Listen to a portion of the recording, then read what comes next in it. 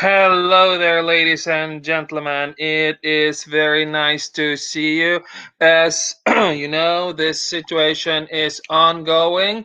We are entering day two of protests in the country of Belarus.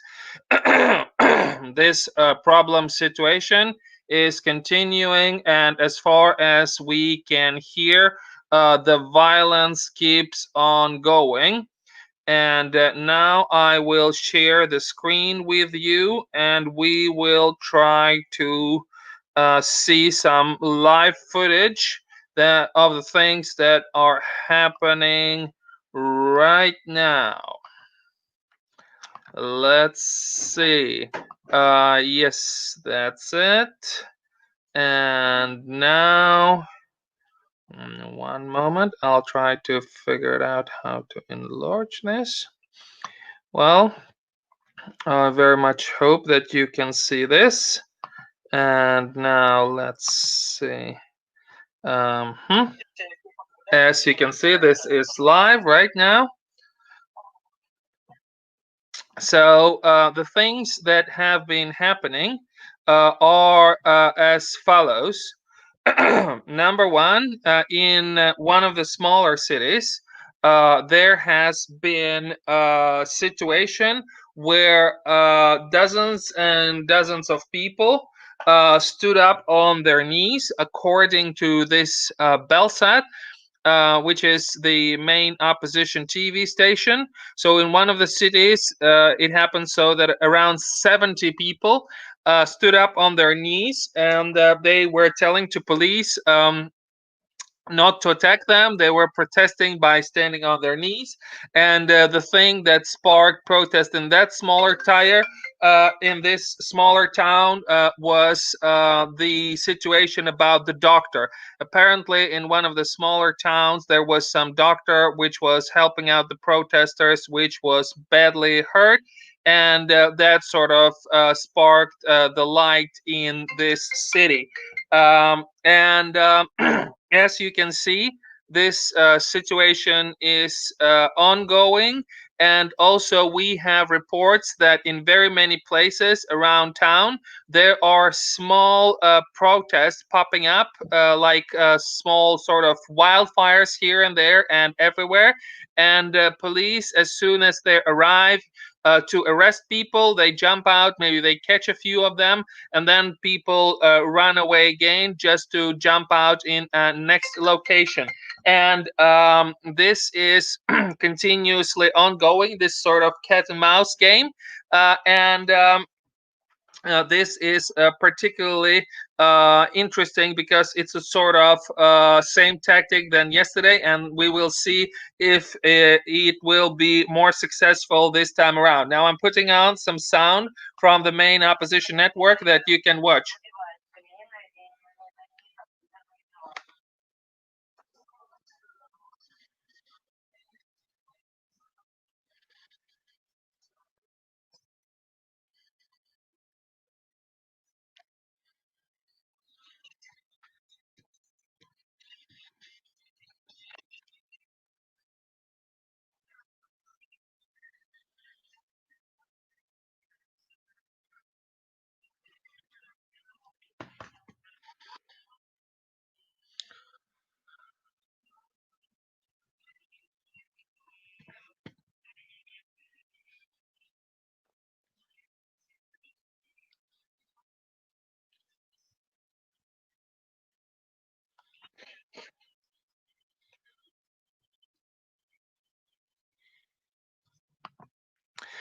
So now for those of you who are watching, let's see how many of you are there. There are some people arriving. Nice to see you. And I will try to put this situation into a larger perspective. So this fight is about the elections of Belarus. And I will show you right now on the map where this thing is happening. And One of the main sort of reasons for this fight is largely geopolitically. It sort of affects the whole world. And why? Why is that? That is because of the strategic position of the city of Brest, and especially of Belarus as such, but especially city of Brest. Okay, so now for those of you who are not very familiar with this situation, I will start you out globally. So this is China. This is East China Sea, and most of Chinese activity, most of Chinese people live in more or less like this area. This is most of Chinese economic activity. This is Chinese heartland, most of the people there. So all of the activity ongoing pretty much over there.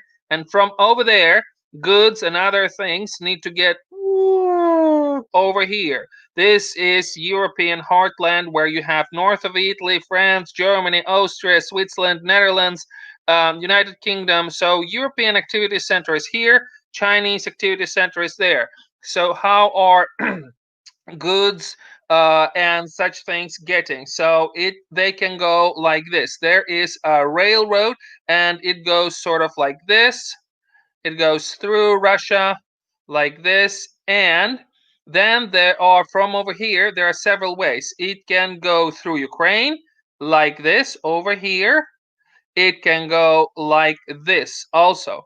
But Ukraine is out of the equation due to the armed conflict ongoing in Ukraine, and the relations between Ukraine and Russia are extremely strained.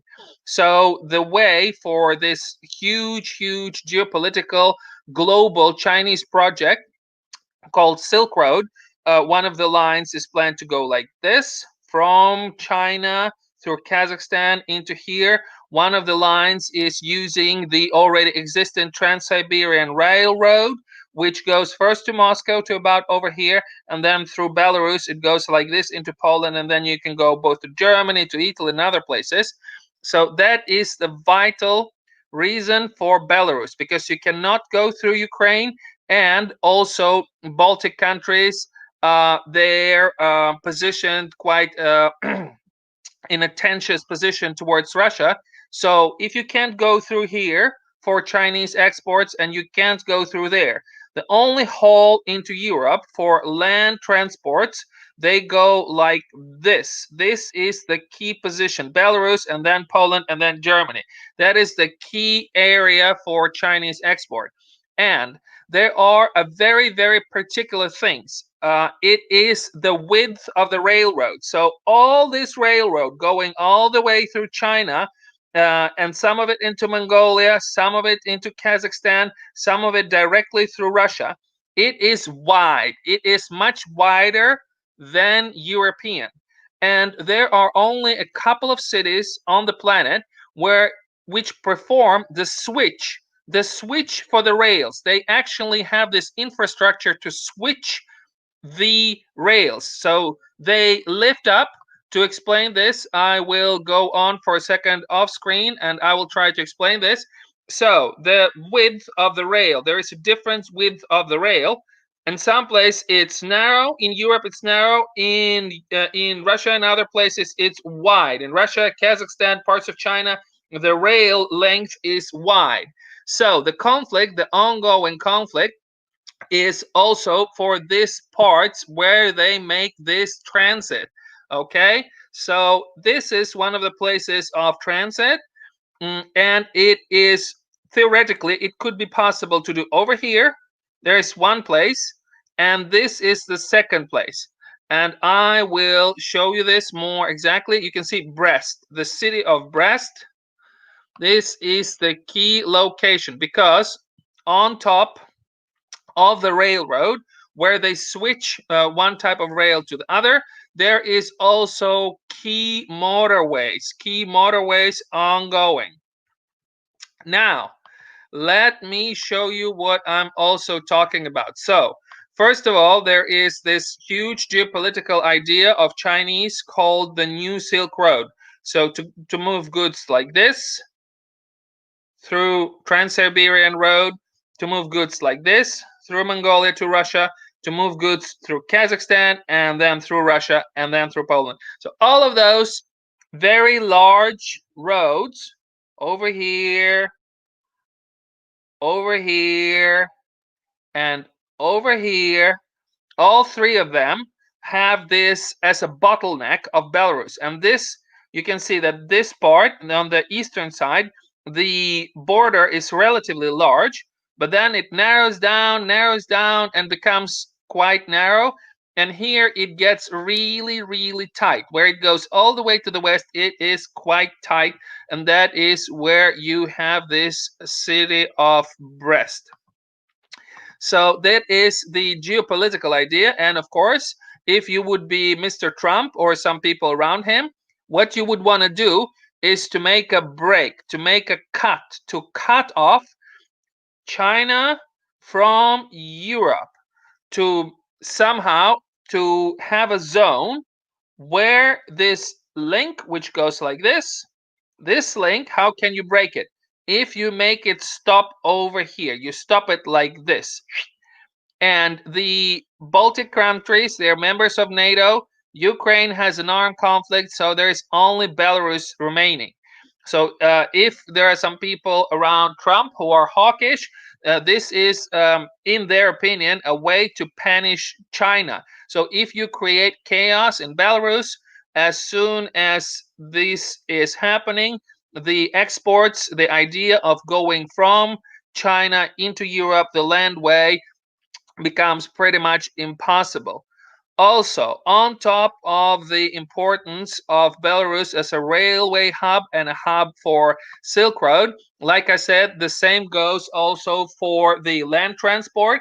As you can see here, a key motorway for Russian export, no matter if you go this way or if you go that way, from the entire, a very like large Russian landmass, which is pretty much a continent. So no matter if you go from over here, if you go by roads all the way from Siberia, and almost all of the transport, it sort of goes like this nowadays. Okay, like this,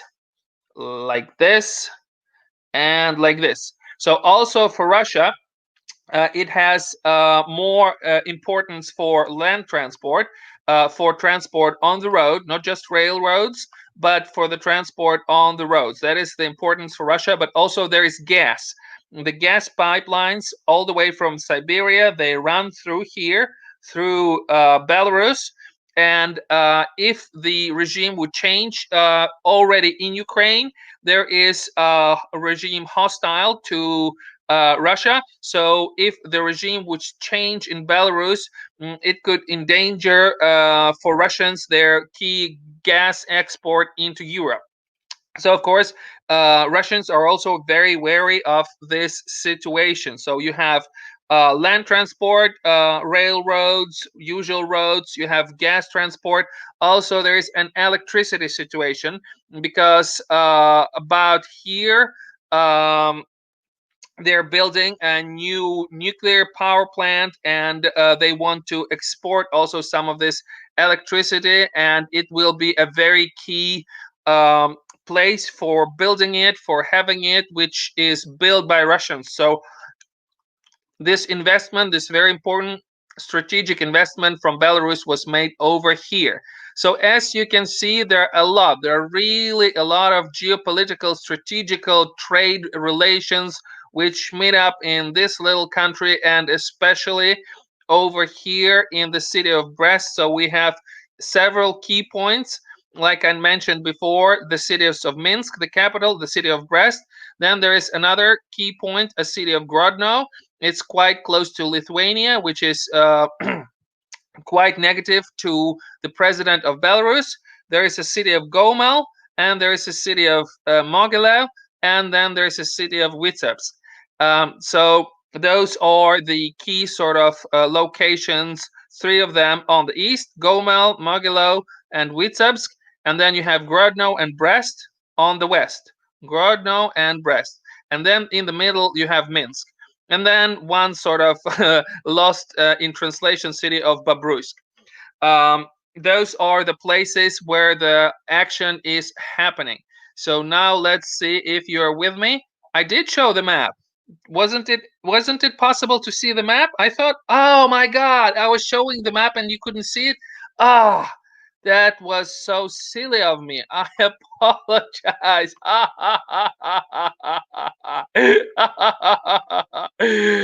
Oh God. Yeah, show the map. Okay. Yes, let's see the map. There's the map. Yes, that's the map. Now, so like I previously said, so those are the ways from China, railroad from China through Kazakhstan, railroad from China through Mongolia, and the railroad from China through Belarus. And it all ends up in here. It all sort of stops in the city of Brest. That is the key point. And then there are also motorways which run like this. Those are the yellow lines that you can see on the map. They're also centering in the city of Brest. And city of Brest has the key piece of infrastructure where they change the width of the rail. They change the wheels over here so that railroad could move freely. And like I said, there's also a gas pipeline running in here. So, and then there is electricity supply over here. So there's electricity involved, the nuclear power plant. There is gas involved, gas energy, gas pipelines, vital for Russia. And then there are two types of transportation between uh, mainly Russia and Europe, which goes like this, and then a very large sort of global network where you could run from all the way from China into Europe like this three ways. Either you go through Russia all the way like this on a railroad like this, or you can go through Mongolia like this, or you can go the newly planned railroad is it would be like this. So all this is the key points for Belarus: importer, exporter, gas and oil and electricity, and land transportation and railroad transportation. Now let's get back to our TV. Yes, there we go.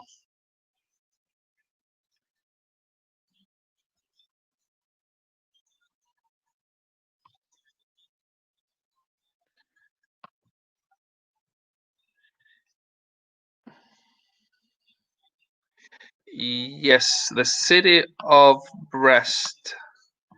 The city of Brest. There it is. I am getting this question from our viewers. It is asking the city of Brest. Yes, the city of Brest, which you can see right here. You can read it for yourself. This is Belarus and this is Brest. I'm highlighting now this into blue. This is the key point. The city of Brest is a key railway juncture because the main part of the railroad from China, Kazakhstan, Mongolia. It all goes through right here from the city of Brest. And this is where they have a very vital piece of infrastructure where they change your wheels. Yes. But a good question, though, of course. Now, let's go back to this live feed. Yes.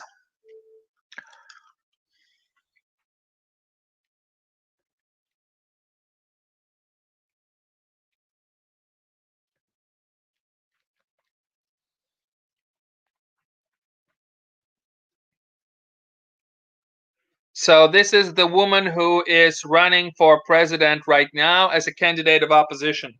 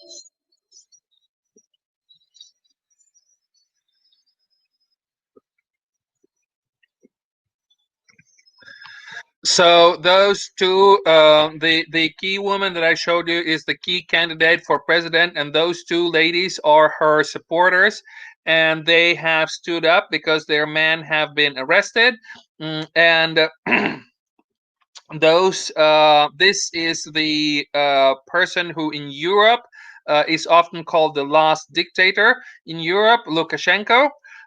And this is the key government candidate, and this is the key opposition candidate. So, according to official figures, it is 80 against 10. He would have gotten 80%, Lukashenko, according to I think official figures, he got 80%, and the candidate of opposition has got 10%.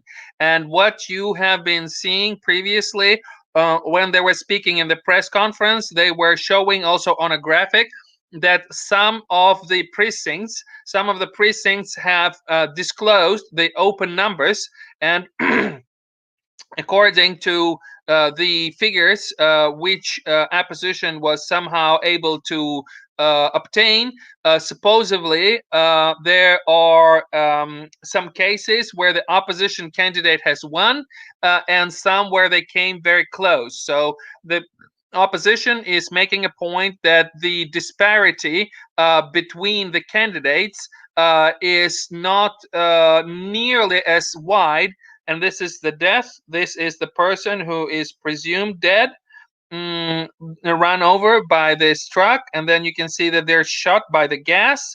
This is the gas fired at them by the police. Those are the stun grenades, and this is police in riot gear storming. And as you can see, this situation right now is going ongoing, and one of the key points is that those women, they sort of stood up and decided to be in place for their men, that they will be sort of making their points. Yes. Okay. Well, now we will see what's going on in here. Yeah.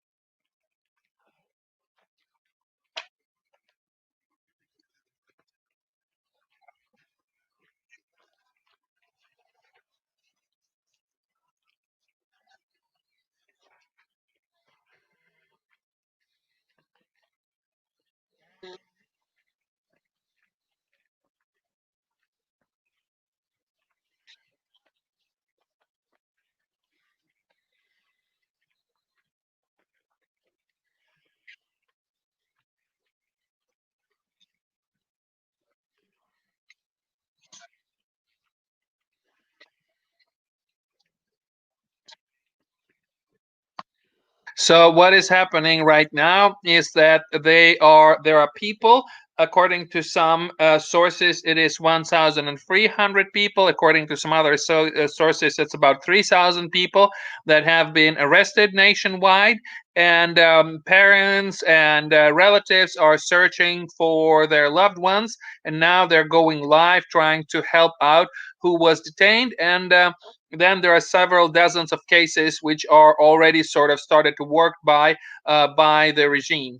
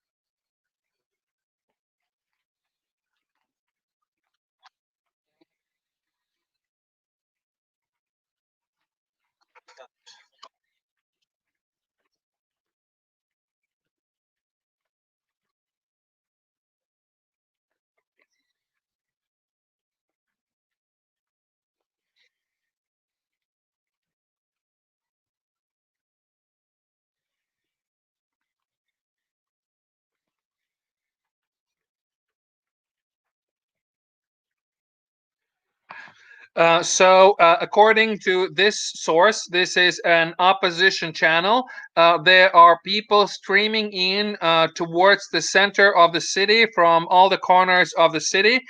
Police is trying to detain them. Police is trying to disperse them. There are some people trying, for example, to move in from north towards the center of the city.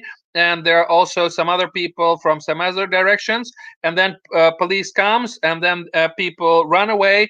But then as soon as the police goes away, they sort of start gathering back together.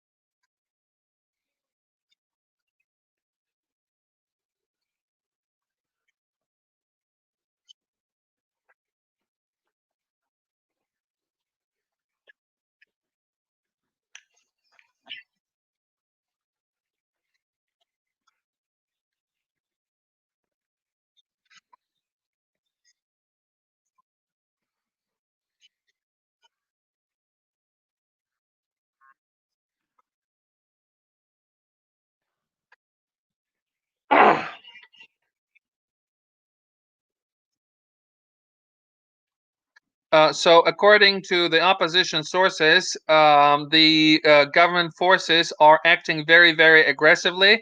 And as soon as they see gathering of dozen or couple of dozen of people, immediately they sort of jump on them and try to detain and or arrest them or disperse them. And this is the operation right now. So this sort of cat and mouse game going on all over city, and several places in the city are blocked, but there's simply not enough police to be everywhere at once.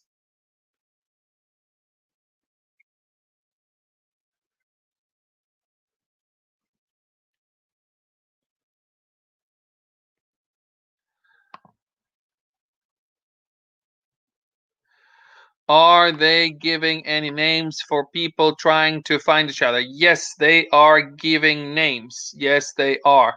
They are exactly what they're doing. They're giving names without the last names.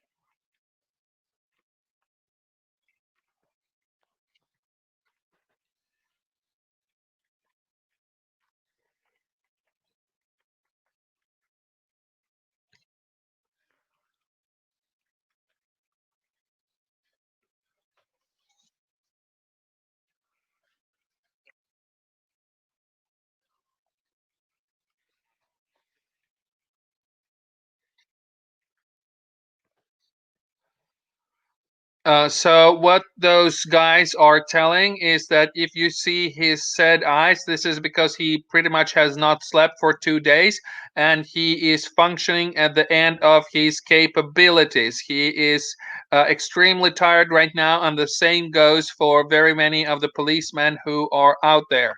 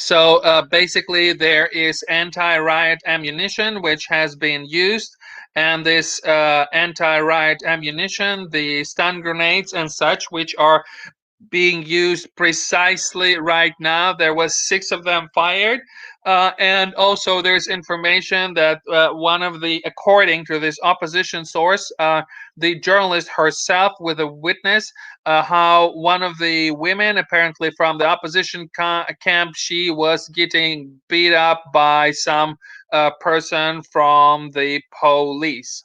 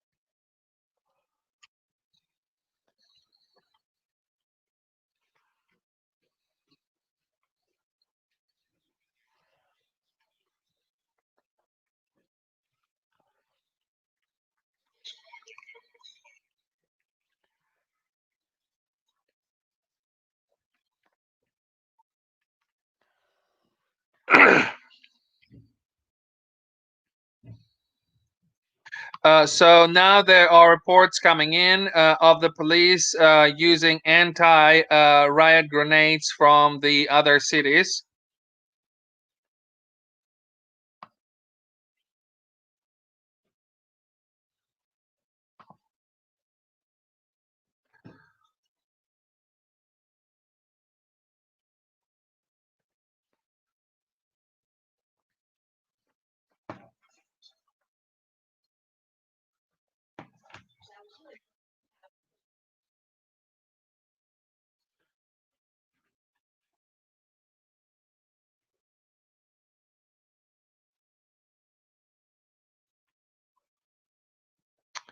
So right now, I think the situation is clear that there are those sort of police attacking, and those people that are protesters are running away. What cities? The cities where the situation is ongoing are pretty much all the main cities. All the main cities of Belarus are engulfed into this one huge cat and mouse game. So for now, after 40 minutes, I'm gonna take a little break, but I will see you in about 30 to 45 minutes. I will be back at the top of the hour with different updates, and I very much hope that you did enjoy watching this. All right, thank you for staying with me. It was very nice seeing you.